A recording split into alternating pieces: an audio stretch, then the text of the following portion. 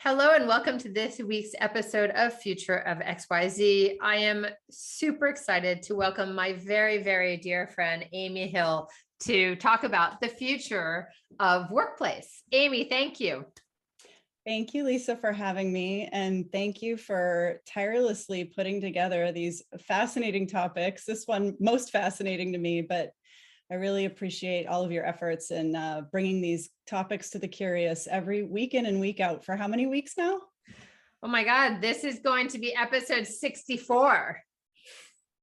Tireless. I love it. Thank you. Thank you. Thanks for listening and being such a good supporter. I'm so excited that we get to have you on. I mean, you and I met because you and your business partner, Pete, brought me in to put together kind of the corporate strategy when your two companies merged, really focused actually on workplace, both from the design perspective and from the strategic cultural perspective. And so I think we've come to talk about workplace quite a lot, especially since that project wrapped just a couple of months before we went into COVID lockdown, right? Yes, it actually wrapped right around. I think I have a presentation from you dated March 23rd of 2020. And here we are. What is today, March 18th, 2022? So we're almost exactly 2 years into this pandemic. Yeah, I mean, actually, that's interesting. By the time that this releases, we will just be like, 2 days shy of the 2-year anniversary of that presentation then. Wild ride it's been. It's been a wild ride. Yeah. And the workplace has changed tremendously during these 2 years. I know people keep saying it's 3, but actually from a calendar perspective, it's 2 years. But it has changed. It feels in some ways like it could have been 20 years. I just want to ask, I mean, I always like to ground, as you know, in these future of conversations, what is workplace specifically? And perhaps that's a hard question to answer given the change that's been wrought in the last 2 years. But prior to, COVID, what was workplace? I think that's a great question because it really depends on who you ask. So some practices around workplace are really around corporate office interiors and the design of corporate office interiors. And then you look at things like workplace strategy, which is the field that I'm in, where we really look at definitely the place in work, but also the people and the technology surrounding it, right? So that's really the definition of workplace. And I think now it gets even muddier because place is getting redefined. Yes, yeah, exactly. My living room, my dining room, my kitchen, your sunroom. Exactly. And for some of us, it was that way prior to the pandemic, but a lot of the rest of us got to come along for the ride and we're forced into this 2 years ago. So I think that term is evolving. But I think historically, when you say workplace, I think that people automatically think of the office. And I think we're working on pulling those two words apart a little bit more in our practice. That's really interesting. So pulling the two words of work and place apart, because work can happen in any place, kind of. There isn't a singular place. Correct. And so, I mean, before we get to the future, where are we today? Because historically, that workplace, that singular corporate, whether it was the singular headquarters or whether, your distributed offices around the country, around the world, there was something that they wanted to have a red thread going through it. It's kind of the experience of the employees in a particular company, right? Right. The place itself was the proxy for a lot of different things, right? Place was a proxy for work, place was a proxy for culture, and all of that disappeared 2 years ago. So yeah, it's been an interesting paradigm shift for sure. Well, I mean, I think about it because there was so much hype. I mean, I think about okay, so let's use financial services as an example, right? Where there are these massage chair benefits and crazy things because people are working all the time. Then you have agency world, which is open plan. I mean, I'm being really stereotypical here, but open plan, everyone gathers around the coffee machine, whatever. And then you have the whole tech thing, which I mean, including the co-working, WeWork, extreme, which is the foosball table, the kombucha bar, whatever, your beer on tap, free breakfast, blah, blah, blah, blah, blah. Right. Yes. So what is that like when you take that away, all of a sudden you really dive into what you're talking about, which is the culture of a place, right? Yeah. Yeah, definitely. Right. So I think for a long time, place, space, workspace has been the office, quote unquote, the office has been that proxy for culture. And I think that when we're talking to clients about bringing people back in whatever capacity we bring them back, they're concerned. One of the top concerns of organizations that we're talking to today is that we're losing our culture.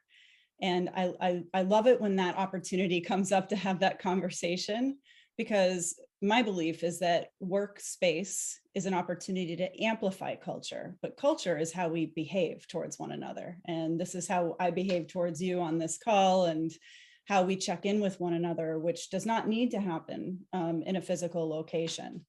There may be things, and we'll talk about that in a bit, that maybe are more ideally suited for in-person, but we can certainly accomplish an awful lot. And I think we've learned that in the last couple of years. So that said, I think I just totally lost my train of thought. Repeat the question.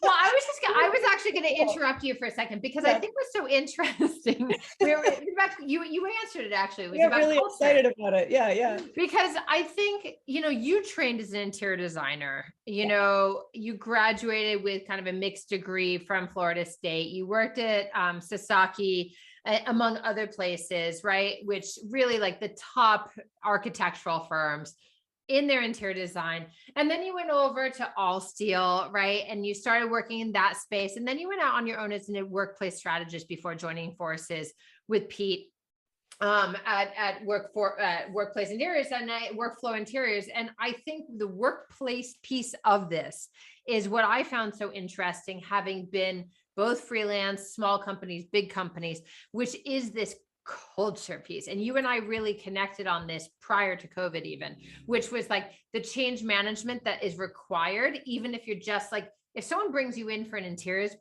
project at a company pre-COVID, Yep. it actually already begged questions about their culture. What are you trying to elicit? What are you trying to give? What do you? And Right. so it was never singular. It was always multiplicitous. I can't speak the word, but Yes. like, right. I Yeah. think that's what I loved about the way that, Amy, you've always approached workplace. And so now that COVID has taken us into our living rooms, dining rooms, sunrooms, kids' rooms, bathrooms, I mean, you've seen Yeah. it all, right? Wherever we happen to be is where the work is happening. Exactly. And so the place matters less than the work. So what replaces that concept? Is there something? Well, I think the place matters. I still think place matters, because we need to have what we need to be effective wherever, whatever place we happen to be in. I just think that there's now multiple definitions of where that place is. It used to be that work happened at the office. I mean, let's take it a step back. Let's go back to the industrial era when we were all working in factories, right? And then after the industrial era, we went into, not all of us, but a large share of us went into offices, and we had no preconceived notion of what an office should look like, because it was mostly an industrial economy. So the first offices that we saw looked like factory floor, Factories. because there was nothing else to look to. And it's really largely remained unchanged for many, many decades. It's improved for sure. I think we can all agree that there's been more democracy, for the most part, for many companies, brought into the equation of the design of spaces, right? Like better space for all. However, we still, up until that time of the pandemic, some companies were already going remote or some version of hybrid. I was certainly remote well before the pandemic started. So it existed. However, it was kind of the exception to the rule based on your role. But now, we're really thinking about, so work, you had to go to this place to get your work done, because prior to having all of this technology in our hands or at our fingertips at home, we had to go to the office, right? Because that's Yes. where the CPU was. We couldn't afford that stuff at home. What's the CPU? I'm sorry, it's the big central processing unit. Yeah. I always try in Future of XYZ to make Yep. sure that acronyms are understandable to anyone watching or listening. Thank you. Yes, yes. Yeah, for those that haven't worked with a CPU, it's a giant, it was your computer, and it was about as big as I am on this screen, sitting on your desk with your giant monitor that was also 2 feet deep, right? So we were very tethered to the office because we had to be, because the tools that we needed to be effective were physically there.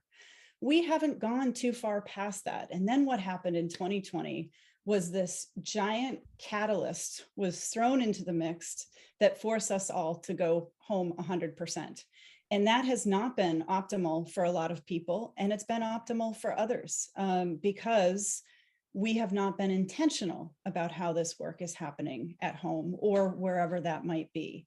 Largely because I think a lot of people thought it was temporary and still perhaps do, right? I mean, it's unclear. We've all been in this like wavy Netherland of like just do rather than, fix or fix for the long term. Correct. So I think now when we think about all of the places where work happens, if we really look at it and pull it apart, we start to think about what kind of places do we want to provide for our people as an organization to support their work wherever they may be, which is in informing why companies are giving people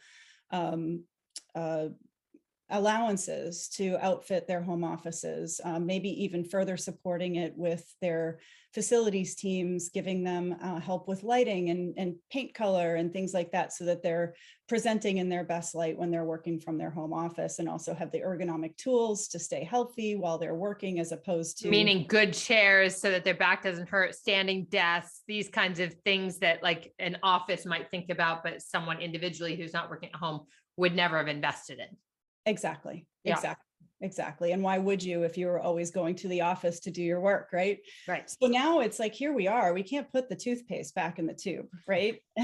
We've all proven, I haven't had one client come to me and say, our revenue has tanked since 2020. Now, granted, we know that there have been some industries that were hit particularly hard due to the physical limitations, hospitality, travel, etc. But outside of that, the clients that we're working with, I haven't heard that argument yet for bringing people back into the office. It's not about productivity, and it's not about revenue. It is this element of maintaining culture, community, connection, in-person meetings, more creative, collaborative brainstorming type sessions. But it's interesting when we start to talk about to our clients about this and where work happens and where work happens effectively, we break it down into 4 categories. So we have connect and socialize, we have meet, we have ideate, which often looks a little different than your typical meeting, and then focus. Mm-hmm. And it's almost like when you start to see this come together in these focus groups that we host, it looks like a scatter map as people trail from home to office to third place, The third place is a big deal. The third place is a big deal. And, I shout out to Salesforce for their new wellness retreat that they purchased south of San Francisco, exactly for that reason, to provide that place of connection, community, relationship building, wellness, while also a place to get work done. Yep. It's interesting because you just talked about something that I think is an important and integral part of whether we call it workplace or work experience or whatever it is, which is it's individual, it's team or group, and it's organizational, right? It's all of these things, and it has to solve for them equally, I would argue, right? It's not one over the other. And that is really tricky, especially as we perhaps move into the future of workplace, which perhaps is going to be increasingly hybrid, meaning in office and not in office, in either home or a third space, as you just say. Yes, exactly. And I think that there's a continuum of hybrid too, that hybrid is not one monolithic thing.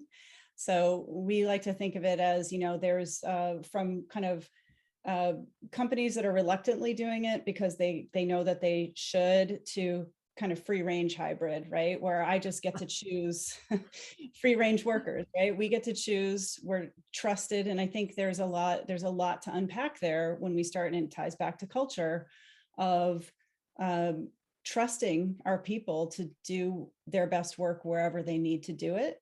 And also understanding that people are going to want to do what's best for their teams. It's not just about me. It's about, when do I need to be in the office so that I can support my team and coach my team one-on-one potentially, or, we're having a bowling event next week. So we're really thinking about how are we creating these social connections within our organization, because we can go months without seeing certain people in our firm. Right. And this is increasingly important as we come back from pandemic, right? Distance is like rebuilding bonds. I mean, whether that continues, I think will be a function of, personally, I think will be a function of, if companies force people back, if they've distributed their business operations, more globally or more nationally, but there is this desire to bridge the gap with what was, even though we know we're not going backwards, right? Yes, yes. And I think that's a really important part to talk about, Lisa, is this idea of, there is an element of how do we get people to come back. And I do think that there's a tremendous opportunity for leadership in organizations to really think about a big shift. And yes, it is upon us. However, we're also hearing people, wanting to go back to the way things were, right? Yep. There's just an element of that. And honestly, there's nothing wrong with it per se. It's human nature, right? It's safe to stay in the status quo. Yep. And so all of a sudden, we're asking our leaders to think completely differently about how they've done something for 20, 30, 40 years. It's a daunting task. It really is. And I think that speaks to, you had talked about change, the importance of change management. We like to call it change engagement, because would you rather be managed or engaged? Engaged. Correct. No. I like that. I've never heard that expression before. Yeah. Yeah. Well, and that's the thing. I think that part of this is really trusting your people to be a part of the new, of what this new workplace reimagined could be. And then, so I kind of look at it at 3 levels, like as with any strategy, right? You start at 30,000 feet, you're at your cruising altitude, right? Who do we want to be? How do we, what are the opportunities here? Like, what are the possibilities, right? And then you get down into like the landing pattern, right? Maybe 10 or 15,000 feet. And you might be in a holding pattern because you've got to get we've established who we want to be, but how are we going to get there? And then you've got to get your people, you've got to get them together, you've got to get the right departments involved to figure out how to accomplish this. So there might be technological implications, wellness implications, HR implications, right? Security implications. There's a whole host of things when we start talking about not just workplace, but work experience of your employees.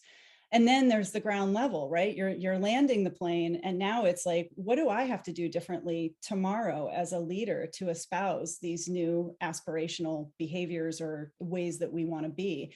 And that is the culture shift. But it does take time. It's not something that happens overnight. It requires a lot of organizational patience, which is not always in